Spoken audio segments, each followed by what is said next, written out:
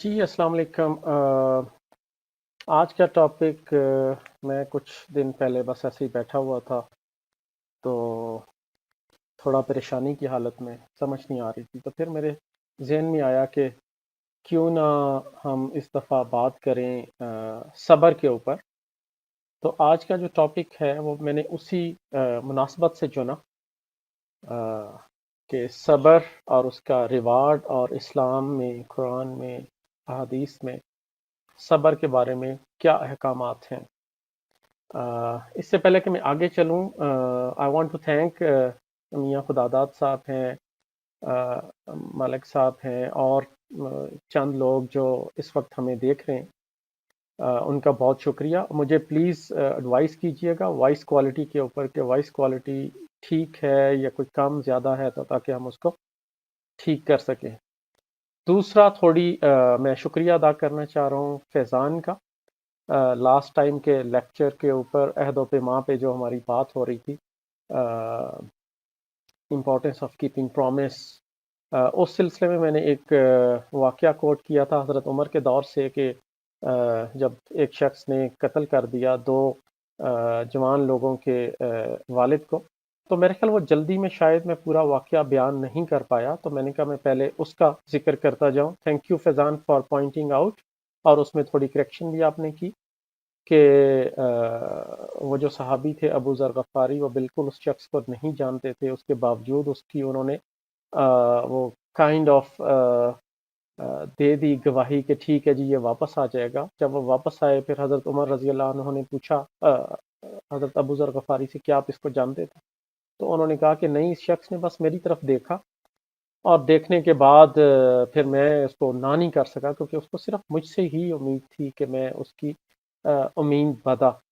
تو کٹ شارٹ، پورا ڈیٹیل میں واقعہ نہیں جاؤں گا، کیونکہ اس کے بارے میں تھینک یو فیضان نے پوائنٹ آؤٹ کیا کہ یہ ہماری میٹرک کا جو سلیبس ہے اس کے اندر بھی ہے۔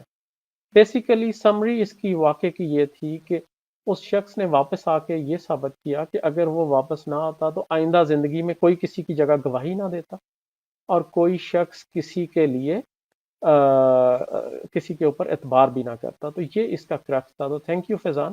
اور دوسرا پوائنٹ آیا تھا کہ جی میں شاید میری سپیڈ کہیں تھوڑی سی زیادہ ہو جاتی ہے، تو میں اس کا بھی خیال رکھوں گا۔ آج صبر، جو آج کا ہمارا موضوع ہے، انگلش میں you can call it patience, اور پیشنس کے بارے میں جو مختلف قرآنی آیات آئی ہیں، مختلف صورتوں میں ذکر آیا ہے پیشنس کا، اس سلسلے میں ہم بات کریں گے۔ لیکن شاید یہ آج ایک سٹنگ میں میرے لیے ممکن نہ ہو کہ میں اس کے ساتھ، اس ٹاپک کے ساتھ انصاف کر سکوں۔ تو آج میں بیسیکلی سورہ نور سے چند آیات ہیں جس کے بارے میں بات کروں گا، پھر سورہ یوسف جہاں حضرت یوسف علیہ السلام کے اوپر جو ان کے بھائیوں نے کیا، پھر حضرت یعقوب علیہ السلام کا ریئیکشن جو تھا اس کے اوپر، اس کے بارے میں۔ تو یہ دو چیزوں کے بارے میں بیسیکلی میں آج بات کروں گا۔ یہاں پر میں یہ ذکر کرتا جاؤں کہ جو صبر ہے بیسیکلی اس کی تین ٹائپس ہیں۔ سب سے پہلی جو ٹائپ ہے صبر کی، وہ یہ ہے کہ ہم اطاعت میں صبر کرتے ہیں، لائک جو ہمارے اوپر اللہ تعالیٰ کی طرف سے احکامات ہیں، لائک نماز، روزہ، زکوٰۃ، حج۔ کئی دفعہ آپ دیکھتے ہیں کہ سردیوں کا موسم ہے، بڑا سخت موسم ہے، اور آپ کا اٹھنے کا دل نہیں کر رہا، تو یہ جو ہم عمل کرتے ہیں، اسپیشلی فجر کی نماز کے ٹائم پہ آپ اٹھتے ہیں، کچھ لوگ یو ایس کینیڈا میں رہتے ہیں، وہاں تو ایکسٹریملی کولڈ، پھر گلگت بلتستان اور اس ایریا کے جو ہمارے لوگ ہیں وہاں تو شدید سردی ہوتی ہے۔ اس سردی کے سخت موسم میں جو لوگ اٹھ کر اللہ تعالیٰ کی اطاعت کرتے ہیں، تو یہ بھی صبر کی پہلی فارم۔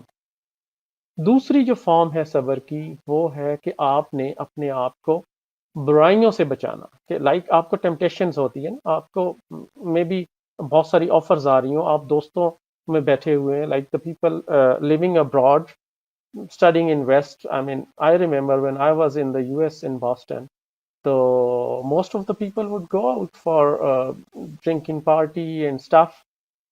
تو اب وہ جو ٹائم ہے جہاں آپ کو everything is available but you are restricting yourself from all those ills and odds. تو یہ وہ ریسٹرین ہے جس کے بارے میں اللہ تعالیٰ نے ذکر کیا ہے کہ یہ بھی ایک صبر کی فارم ہے کہ آپ اپنے آپ کو گناہوں سے، برائیوں سے، زنا سے اور ہر اس بری چیز سے اجتناب کرتے ہیں، ریسٹرکٹ کرتے ہیں کہ جس کا اللہ تعالیٰ نے حکم دیا ہے. تو یہ صبر کی دوسری فارم. تیسری جو فارم ہے صبر کی وہ ہے کہ ہمارے اوپر جب کوئی نیچرل کلیمٹی آ گئی، کوئی ڈیزاسٹر آ گیا، کوئی زلزلہ آ گیا، لائک آج کل آپ دیکھتے ہیں پینڈیمک آ گیا، تو اس پینڈیمک میں بہت سارے لوگوں کے اوپر بہت ساری مشکلات آ گئیں. مشکلات کچھ تو فزیکل آئیں اور کچھ مشکلات آپ کے اوپر آ گئی فائنینشیل. کچھ لوگوں کی جاب چلی گئی، کسی کا بزنس تباہ ہو گیا، کہیں کوئی جا رہا تھا اس کا ایکسیڈنٹ ہو گیا. تو اس ساری صورتحال کے ساتھ نمٹنے کے لیے یا اس صورت میں ایک مسلمان کا، ایک مومن کا کیا رویہ ہونا چاہیے، یہ وہ صبر کی فارم ہے جس کے اوپر زیادہ میں ڈسکس کروں گا کہ اگر آپ کے اوپر کوئی مشکل آئی، آپ کے اوپر آپ کی جو پارٹنر ہے، لائف پارٹنر ہے، اس کے اوپر مشکلات آ گئیں اور اس مشکل ٹائم میں، اس مشکل وقت میں how do you behave, what is your response and reaction. And that's what is basically the whole idea behind today's discussion کہ when you are faced with such a natural calamity, you are almost destroyed, you have been really working hard to achieve something, and there you go that you have been bombarded with something which is beyond your control. کیونکہ اللہ تعالیٰ نے تو جو حکم دیا ہے وہ ہمیں کوشش کرنے کے لیے دیا، اور اگر کوئی مشکل آ جائے تو پھر کیا ہے کہ ہم صبر کریں. والعصر ان الانسان لفی خسر الا الذین آمنوا وعملوا الصالحات وتواصوا بالحق وتواصوا بالصبر. تو آپ دیکھیں سورہ عصر کے اینڈ جو ہو رہا ہے، قرآن کا تقریباً اختتام ہو رہا ہے، آخری پارہ ہے، تو وہاں پر بھی اللہ تعالیٰ بار بار ذکر کر رہے ہیں کس چیز کا، کہ آپ صبر کریں جب کوئی مشکل آ جائے. پھر آپ آ جائیں سورہ لقمان میں، تو جہاں حضرت لقمان رضی اللہ عنہ، کیونکہ وہ پیغمبر نہیں تھے، تو وہ جب اپنے بیٹے کو جو ہدایات کر رہے ہیں، جو وہ باتیں بتا رہے ہیں، تو اس میں اگین وہ صبر کی تلقین کر رہے ہیں. اب چلتے چلتے میں آج کا جو میں نے کہا کہ ہم آج کے ٹاپک کے متعلق بات کریں گے، پھر اس کو ہم ریلیٹ کریں گے کہ آج کے سینیریو میں ہاؤ اٹ از اپلیکیبل ہمارے اوپر، اور ہمارے کیا ریئیکشنز ہونے چاہیے. سورہ یوسف کی آیت نمبر 18 میں آتا ہے وَجَاءُوا عَلَىٰ قَمِيصِهِ قِدَمٍ كَذِبٍ قَالَ بَلْ سَوَّلَتْ لَكُمْ أَنفُسُكُمْ أَمْرًا فَصَبْرٌ جَمِيلٌ وَاللَّهُ الْمُسْتَعَانُ عَلَىٰ مَا تَصِفُونَ. اور اس کے کرتے پر جھوٹ موٹ کا خون بھی لگا لائے. اس نے کہا نہیں بلکہ تم نے دل سے ایک بات بنائی ہے. اب صبر ہی بہتر ہے، اور اللہ ہی سے مدد مانگتا ہوں اس بات پر جو تم بیان کرتے ہو.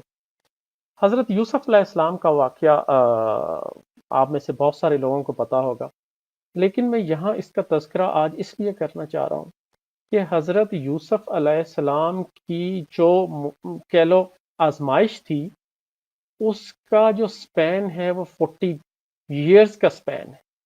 آج آپ دیکھتے ہیں، آپ دعا کرتے ہیں اور ساتھ ہی کہتے ہیں اللہ تعالیٰ نے میری بات پوری نہیں کی. ابھی کچھ دن نہیں گزرے ہوتے، کچھ ہفتے نہیں گزرے ہوتے، کچھ مہینے نہیں گزرے ہوتے.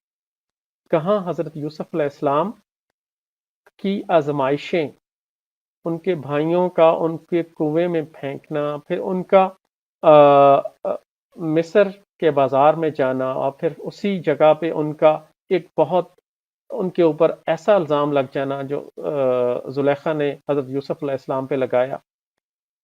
ان ساری مشکلات اور ان سارے ڈیفیکلٹ ٹائمز میں حضرت یوسف علیہ السلام نے کبھی اللہ تعالیٰ سے گلہ نہیں کیا. تو یہ آج میرا بتانے کا مقصد یہ ہے کہ جب ہمارے کام تھوڑی دیر کے لیے نہیں ہوتے تو ہم مایوس ہونا شروع ہو جاتے ہیں. ہم اللہ تعالیٰ سے ایون گلے کرنا شروع کر دیتے ہیں کہ یا اللہ تعالیٰ لگتا ہے کسی نے میرے اوپر کوئی کالا جادو کر دیا ہے, لگتا ہے کچھ یہ ہو گیا. Basically we become impatient.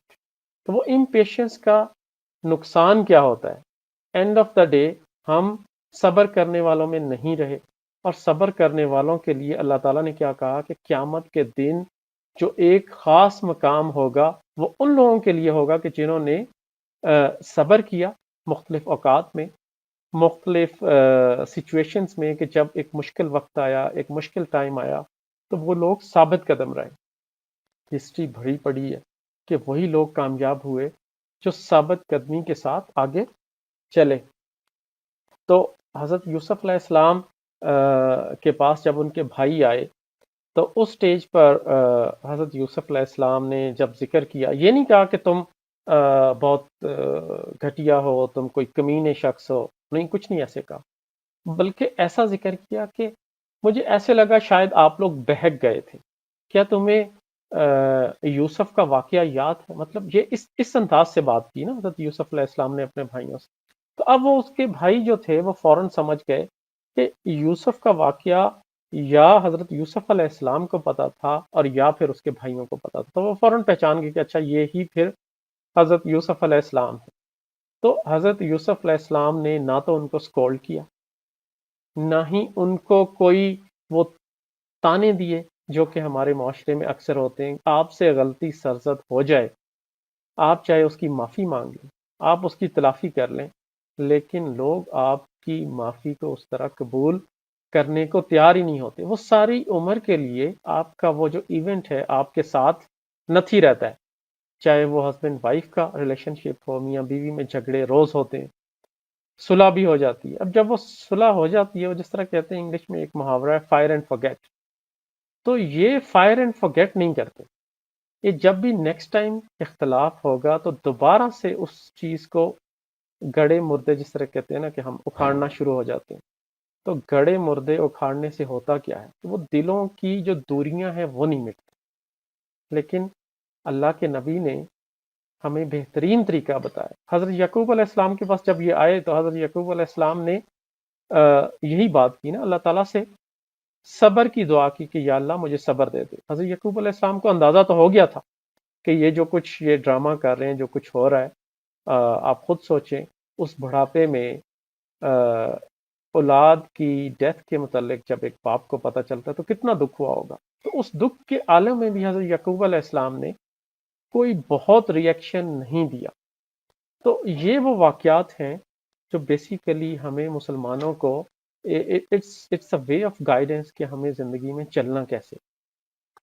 پھر سورہ بقرہ میں آتا ہے یا ایھا الذین آمنوا استعینوا بالصبر والصلاۃ ان اللہ مع الصابرین.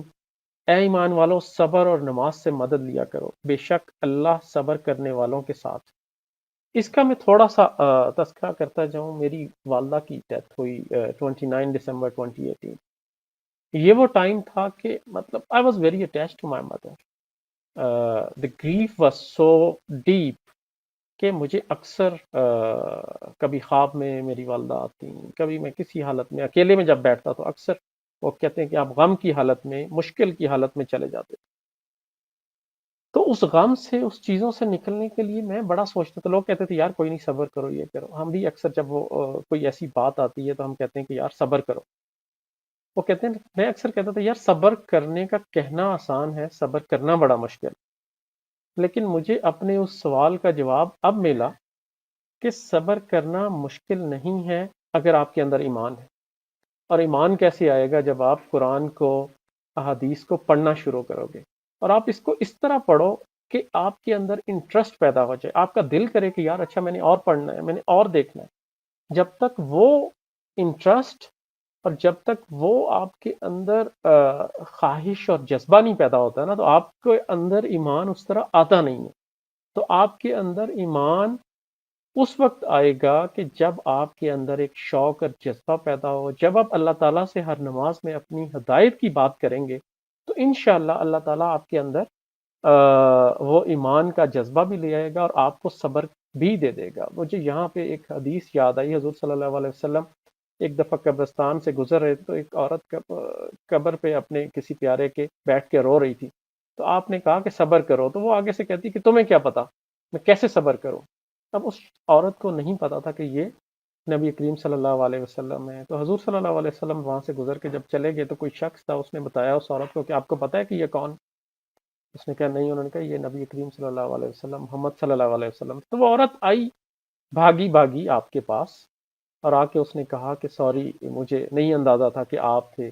تو حضور صلی اللہ علیہ وسلم نے پھر دوبارہ اس کا ذکر کیا کہ صبر جو ہے وہ شروع سے کرو، کہ جو ہی آپ کو کوئی غم لگ گیا، کوئی چیز آپ کی بہت پیاری آپ سے چلی گئی، تو آپ نے اس ٹائم پہ صبر کرنا ہے۔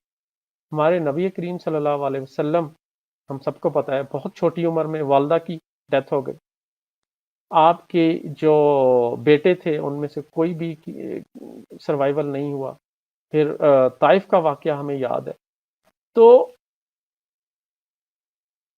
حضور صلی اللہ علیہ وسلم نے زندگی میں غم دیکھے، مشکلات دیکھی۔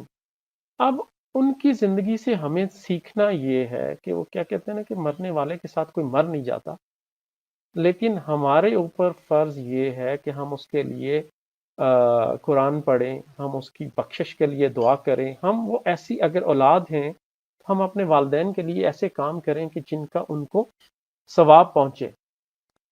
اگر ہم صبر کریں گے، لائک آپ کو کوئی ایسا لاس ہو گیا، آپ یکدم بیٹھ کے، پہلے ہی مشکل وقت ہے، آپ کو سمجھ نہیں آ رہی آپ کہاں جائیں، تو یقین مانیں اس مشکل وقت میں بھی اگر آپ قرآن کو پڑھنا شروع کر دیں، آپ اپنا لگاؤ دین کی طرف کر دیں، تو آپ کو سکون آ جائے گا۔ وہ کہتے ہیں نا زندگی میں مال و دولت سے سکون نہیں آتا، وہ ہر شخص ایک سکون کی تلاش میں ہے۔ ایک آرٹیفیشل سکون ہم نے ڈھونڈا ہوا ہے اپنی مختلف ایکٹیویٹیز میں۔ کوئی شکار پہ نکل گیا، کوئی عجیب و غریب قسم کی محفلوں میں چلا گیا، کوئی پارٹیز میں چلا گیا، کوئی ڈانس پارٹیز میں جا رہا ہے۔ تو یہ کیا انسان ڈھونڈ کیا رہا ہے؟ ہمیں دیکھنا یہ ہے کہ یہ انسان تسکین ڈھونڈ رہا ہے، اپنے اندر کی تسکین ڈھونڈنے کے لیے مختلف جگہوں پہ جاتا ہے، لیکن اصل تسکین، اصل جو سکون جہاں پہ ملنا ہے انسان کو، وہ تو ہے ہمارے دین میں، ہمارے قرآن میں۔ اس کی طرف ہم نہیں آتے۔ تو اگر آپ اپنی زندگیوں میں پریشانیوں سے بچنا چاہتے ہیں، اپنی زندگیوں میں مشکلات سے بچنا چاہتے ہیں، تو جتنا جلدی ہو سکے آپ قرآن اور دین کی طرف آ جائیں۔ میں پچھلی 2 دفعہ بھی میرا ذکر ہوا کہ ہر اس شخص پر جو مسلمان ہے، وہ شعور رکھتا ہے، وہ قرآن کو سیکھے اور آگے سکھائے، یہ ہم پہ فرض ہے ہر اس شخص پر۔ اور جن کو اللہ تعالیٰ نے زیادہ دیا، کوئی بہت اچھا سپیکر ہو سکتا ہے، کوئی بہت اچھا اوریٹر ہے، کوئی بہت اچھا لکھ سکتا ہے، اس کا ایک شخص ہے، اس کا انفلوئنس ہے بہت لوگوں پر، تو ان لوگوں کو تو خاص طور پہ چاہیے کہ وہ آگے آئے۔ جہاں میں صبر کی بات کر رہا تھا، تو یہ بھی ایک صبر ہے۔ ہو سکتا ہے ایک بزنس مین ہے، وہ سوچے کہ اچھا یار میرا اتنا ٹائم ضائع ہو جائے گا اگر میں دین کی طرف آؤں گا، میں اس کاموں میں لگوں گا، تو میں اتنا ٹائم اپنا ضائع کر دوں گا۔ نہیں، بیسیکلی آپ یہی وہ صبر ہے نا کہ آپ اپنے بزنس سے، اپنی اگر ایک بندہ جاب کر رہا ہے، وہ اپنے کیریئر میں جا رہا ہے، اس کو کیریئر کے لیے اتنا ٹائم چاہیے، ہم بیسک اپنے ٹائم پورا کریں، جو آپ کے ذاتی ٹائم ہے اس میں آپ ٹائم نکالیں اور اس کی طرف آپ آگے جائیں۔ میں آخری واقعہ آج بیان کروں گا، حضرت عائشہ رضی اللہ عنہ کے اوپر جب ایک تہمت لگی اور حضور صلی اللہ علیہ وسلم اس وقت غزوہ بنو المستلق سے واپس آ رہے تھے، تو واپس آتے ہوئے ایک جگہ پڑاؤ ہوا اور حضرت عائشہ رضی اللہ عنہ رفع حاجت کے لیے جب گئیں، واپس آتی ہیں، تو وہ جو ڈولی جس میں بیٹھتی تھی وہاں پہنچی، تو ان کو اندازہ ہوا کہ ان کے گلے سے جو ہار ہے وہ مسنگ ہے۔ اچھا، وہ اس ہار کو ڈھونڈنے کے لیے دوبارہ جاتی ہیں تاکہ وہ دیکھ کر واپس آئیں۔ اس کو دیکھ کر جب وہ بائی دا ٹائم واپس آتی ہیں تو قافلہ گزر چکا ہوتا ہے، کیونکہ وہ جو 4 لوگ مامور تھے، وہ جو ان کی ڈولی کو اٹھا کے اونٹ پہ رکھتے تھے، تو ایک تو حضرت عائشہ رضی اللہ عنہ کا ویٹ بہت کم تھا، دوسرا یہ تھا کہ ان کو اندازہ ہی نہیں ہوا کہ حضرت عائشہ اس کے اندر ہیں کہ نہیں. تو حضرت عائشہ بائی دا ٹائم واپس آئیں تو قافلہ جا چکا تھا. اب وہ پریشان کہ اب کریں کیا. تو اللہ تعالیٰ نے ان کو اتنی سمجھ بوجھ دے رکھی تھی کہ انہوں نے سوچا کہ اب اگر میں دائیں بائیں گئی تو ہو سکتا ہے یہ لوگ مجھے نہ ڈھونڈ سکیں. تو اسی ٹائم میں حضرت عائشہ نے مناسب یہ سمجھا کہ اسی درخت کے نیچے وہ بیٹھ جائیں تاکہ کوئی نہ کوئی شخص جب واپس آئے گا تو دے ول نو کہ جی میں کہاں پہ ہوں. اس وقت رواج یہ تھا کہ ہمیشہ قافلے کے پیچھے کسی نہ کسی شخص کی ڈیوٹی لگتی تھی کہ جو سارا کچھ چیک کر کے آئے کہ کوئی سامان کوئی چیز تو نہیں پیچھے رہ گئی. تو اس وقت ڈیوٹی تھی حضرت صفوان بن معطل جو اس کام پہ مامور تھے. جب وہ واپس آئے تو دیکھا کہ حضرت عائشہ درخت کے نیچے سو رہی ہیں.